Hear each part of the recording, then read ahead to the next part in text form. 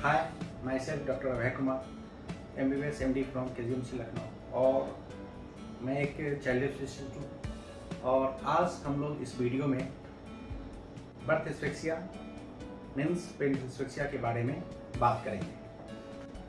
Parental asphyxia नवजात शिशु और 5 वर्ष से कम उम्र के बच्चों में मौत का एक प्रमुख वजह है।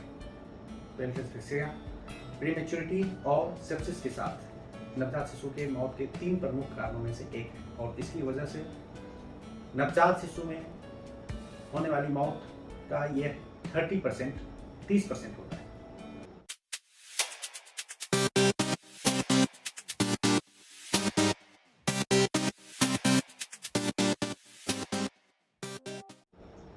तो सबसे पहला सवाल आता है कि पेरेंटल एस्फिक्सिया कहते किसे हैं। WHO के अनुसार नवजात शिशु में जन्म के तुरंत बाद सांस लेना शुरू नहीं करना या सांस लेना शुरू करने के बाद भी प्रॉपर तरीके से सांस चालू नहीं रखने को पेरेंटल एस्फिक्सिया कहते हैं। हम लोग बोलचाल की भाषा में बच्चा जन्म के तुरंत बाद रोया या नहीं रोया से इस बात को समझते हैं। अगर बच्चा जन्म के तुरंत बाद नहीं रोया तो इसे आम बोलचाल की भाषा में पेरेंटल एस्फिक्सिया का केस कहते हैं। पेरेंटल एस्फिक्सिया से बच्चे को क्या नुकसान होता है, इसी चर्चा हम क्यों कर रहे हैं। तो पेडी का मतलब होता है आसपास, नेटल का मतलब होता है जन्म। तो जन्म के आसपास मीन्स जन्म से पहले, जन्म के दौरान या जन्म के तुरंत बाद अगर शरीर में ऑक्सीजन की कमी होती है तो ये पेरेंटल एस्फिक्सिया है। और जैसा कि हम सब जानते हैं कि शरीर के सभी अंगों को ऑक्सीजन की लगातार जरूरत होती है, ब्लड की लगातार जरूरत। अगर इनका सप्लाई रुकता है तो शरीर के सभी अंगों को नुकसान पहुंचता है, जिसमें से प्रमुख हैं ब्रेन, किडनी, फेफड़ा, आंतें, लीवर आदि। तो सबसे पहले हम लोग ये समझेंगे कि पेरेंटल एस्फिक्सिया की वजह से शरीर के डिफरेंट ऑर्गन सिस्टम पे, डिफरेंट अंगों पे क्या क्या बुरा असर पड़ता है। तो सबसे पहले ब्रेन में HIE मतलब हाइपोक्सिक इस्केमिक एन्केफेलोपैथी नाम की समस्या होती है। ब्रेन हेमरेज हो सकता है, सीजर आ सकता है। किडनी पेरेंटल एस्फिक्सिया में प्रभावित होने वाला सबसे कॉमन ऑर्गन है। यह इस तरह के बच्चों के 50% बच्चों में प्रभावित होता है। किडनी में नुकसान की वजह से यूरिन में ब्लड आ सकता है, किडनी के ट्यूब्यूल्स की इंजरी हो सकती है। फेफड़े में इंजरी की वजह से सांस लेने में परेशानी, सर्फेक्टेंट की कमी, मेकोनियम एस्पिरेशन जिसे आम बोलचाल की भाषा में गंदा पानी पी लेना कहते हैं, ये हो सकता है, या PTHM हो सकता है। आंतों में पेरेंटल एस्फिक्सिया की वजह से NEC मतलब आंतों में सड़न या लीवर डिस्फंक्शन हो सकता है। हार्ट की मसल की वीकनेस, उनका सही तरीके से पंप नहीं करना, वाल्व का सही तरीके से काम नहीं करना, कंजेस्टिव हार्ट फेलियर वगैरह हो सकता है। इसके अलावा बच्चों में खून जमने की दिक्कत होना, प्लेटलेट की कमी, कैल्शियम की कमी, ग्लूकोज की कमी आदि समस्याएं भी पेरेंटल एस्फिक्सिया की वजह से हो सकती है। इस तरह से हम लोगों ने देखा कि लगभग शरीर के सभी अंगों पर पेरेंटल एस्फिक्सिया का असर पड़ता है ऑक्सीजन की कमी होने की वजह से। लेकिन इस चर्चा में हम लोग ये देखते हैं कि दिमाग का जो नुकसान होता है ये बाकी सबसे अलग है, क्योंकि बाकी ऑर्गन सिस्टम में अपने आप को दोबारा से रीजनरेट करने की क्षमता बहुत हद तक होती है, लेकिन दिमाग के सेल्स में अपने आप को दोबारा बना लेने की, रीजनरेशन की क्षमता नहीं होती है। और इस वजह से पेरेंटल एस्फिक्सिया में ब्रेन सेल का जो नुकसान होता है वो परमानेंट होता है। ऑक्सीजन की कमी की वजह से जब ब्रेन के सेल डिजनरेट करते हैं, ब्रेन के सेल का नुकसान होता है, तो फिर बाद में वहाँ सूजन होती है। और ब्रेन के नुकसान और सूजन ये बच्चों में मौत का एक प्रमुख कारण बनता है। जो सूजन बढ़ती है बच्चा सुस्त होने लगता है। मतलब जो बच्चा NICU में एडमिशन के समय सीजर की वजह से बहुत मूवमेंट करता हुआ दिखता है, वो धीरे धीरे सुस्त होता चला जाता है और बच्चे में लगातार सीजर आना मतलब चमकी आना और सूजन का बढ़ना उनकी मौत का कारण बन सकता है। ऑक्सीजन की कमी की वजह से जो ब्रेन का नुकसान होता है उसके अनुसार से एचआई को कई ग्रेड में डिवाइड किया गया है, ग्रेड 1, ग्रेड 2 और ग्रेड 3। अगर ब्रेन का नुकसान कम होता है और हम इस तरह के बच्चों का सपोर्टिव ट्रीटमेंट या और बाकी जो इलाज है वो करते हैं तो कुछ दिनों के बाद धीरे धीरे उनमें 3-4 दिनों के बाद रिकवरी के साइन आने शुरू हो जाते हैं, क्योंकि शुरुआत के 3-4 दिन तो वो सूजन बढ़ती है और फिर धीरे धीरे घटनी शुरू होती है। लेकिन अगर ब्रेन के सेल का नुकसान ज़्यादा है तो सूजन जानलेवा साबित हो सकती है।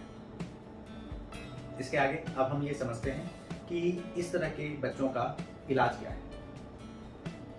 पेनिकल एस्फिक्सिया के केस को जितनी जल्दी हो सके एक अच्छे एनआईसीयू में एडमिट करवाने की जरूरत होती है, जहां सभी आधुनिकतम मशीन और जीवन रक्षक दवाइयां उपलब्ध, क्योंकि इनके इलाज में आधुनिकतम मशीन और कई तरह की दवाइयों का हेल्प लेना पड़ जाता है। सबसे पहले एनआईसीयू में इनका टेम्परेचर मेंटेन किया जाता है, जिसके लिए रेडिएंट वार्मर की हेल्प ली जाती है। रेडिएंट वार्मर के नीचे लिटाया जाता है और टेम्परेचर नॉर्मल रेंज में रखने की कोशिश की जाती है। इसके बाद अगर इस तरह के बच्चों को सांस लेने में परेशानी हो तो इनका सांस नॉर्मल चलता रहे और सांस का पैटर्न नॉर्मल रहे, इसके लिए जरूरत के अनुसार ऑक्सीजन की सहायता दी जाती है नेजल प्रोंग के द्वारा, और अगर सांस में इससे भी ज़्यादा दिक्कत हो तो सीपैप मशीन की हेल्प ली जाती है, और सांस में बहुत ज़्यादा दिक्कत होने पे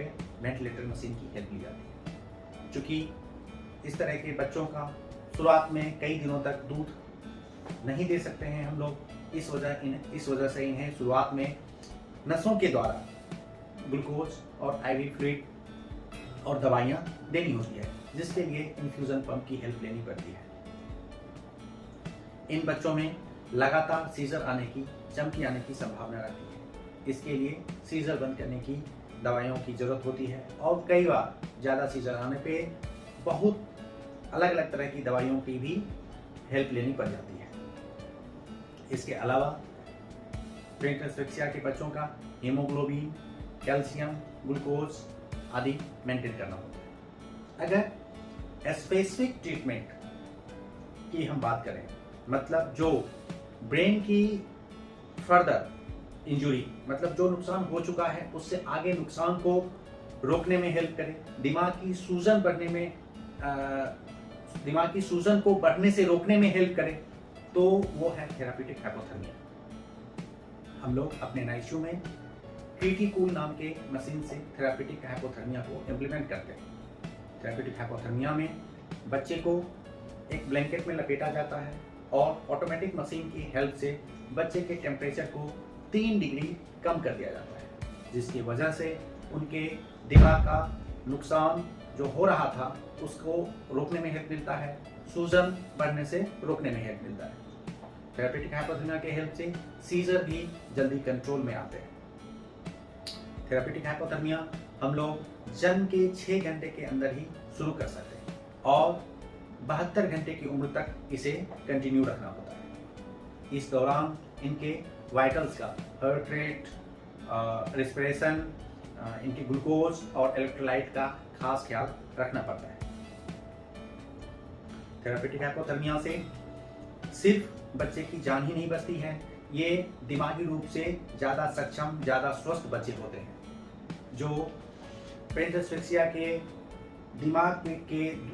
दिमाग पर पड़ने वाले दूरगामी असर को कम करता है। और यह एकमात्र ट्रीटमेंट है जो पेनिकल एस्फिक्सिया के डिजीज प्रोग्रेशन पे, बीमारी पे असर करता है।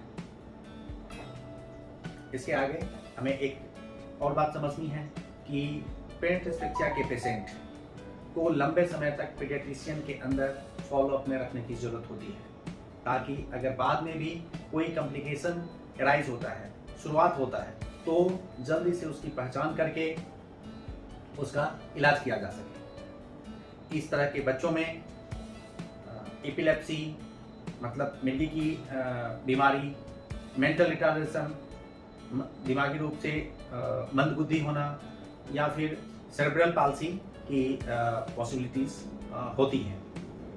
अगर हम संभावनाओं की बात करें तो ग्रेड 3 HI में 80% बच्चों की मौत हो जाती है, उन्हें नहीं बचाया जा पाता है। और जो 20% बच्चे बचते हैं उनमें कुछ न कुछ दिमागी रूप से कमजोरी होती है। HI ग्रेड 2 में जो मॉडरेट ग्रेड के होते हैं उनमें 5% मौत की संभावना होती है, और जो बचते हैं उनमें 60 से 70% में थोड़ी बहुत दिमागी कमजोरी होती है। बाकी बच्चे नॉर्मल होते हैं, और HI ग्रेड 1 में लगभग 100% बच्चे नॉर्मल होते हैं। तो इस तरह से आज हम लोगों ने इस वीडियो में समझा कि पेरेंटल एस्फिक्सिया एक गंभीर बीमारी है जिसका सही समय पर समुचित इलाज होना आवश्यक है, ताकि एक दिमागी रूप से स्वस्थ बच्चे को बचाया जा सके। हमें पेरेंटल एस्फिक्सिया की स्थिति उत्पन्न न हो ऐसा प्रयास हमेशा करना चाहिए, जिसके लिए प्रेग्नेंट फीमेल को एक अच्छे हॉस्पिटल में महिला डॉक्टर की देखरेख में डिलीवरी करवानी चाहिए, ताकि इस तरह की स्थिति उत्पन्न न हो। उसके बाद भी अगर पेरेंटल एस्फिक्सिया होता है तो जितनी जल्दी हो सके पीडियाट्रिशियन के अंदर NICU में ट्रीटमेंट होना चाहिए, क्योंकि जितनी जल्दी ट्रीटमेंट शुरू होगा बच्चा का दिमाग उतना ज़्यादा बचाया जा सकता है, बच्चा भविष्य में उतना ज़्यादा स्वस्थ होगा। पेरेंटल एस्फिक्सिया में बच्चे की जान को सिर्फ बचा लेना ही काफ़ी नहीं होता है, हमें दिमागी रूप से स्वस्थ बच्चा बचाने का प्रयास करना चाहिए। तो आज इस वीडियो में हम लोगों ने बर्थ एस्फिक्सिया यानी पेरेंटल एस्फिक्सिया के बारे में समझा। Thank you.